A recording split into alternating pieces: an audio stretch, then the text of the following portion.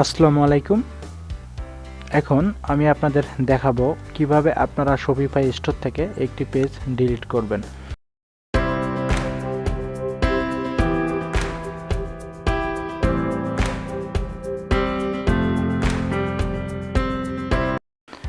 তো প্রথমত আমি একটা ব্রাউজার ওপেন করলাম, দেন ব্রাউজার ওপেন করার পর আপনারা দেখতে পাচ্ছেন এইটা হলো আপনার শপিফাই স্টোরের ড্যাশবোর্ড। তো আপনাদের যদি ব্রাউজারে লগ ইন করা না থাকে আপনারা অবশ্যই লগ ইন করে নেবেন।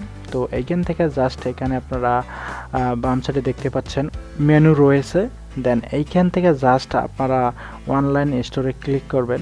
দেন অনলাইন স্টোরে ক্লিক করার পর এখানে এই যে পেজেসের উপর একটা ক্লিক করবেন।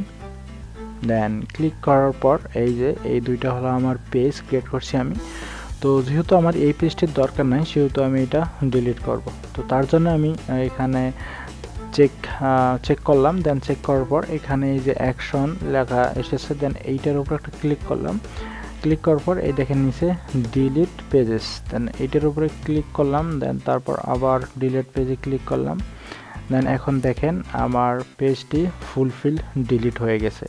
তো আশা করি বুঝতে পারছেন যে কিভাবে আমি শপিফাই এর স্টোর থেকে একটি পেজ ডিলিট করলাম। তো ভিডিওটা দেখে যদি আপনাদের ভালো লাগে তাহলে অবশ্যই একটা লাইক, কমেন্ট এবং শেয়ার করতে ভুলবেন না। ধন্যবাদ।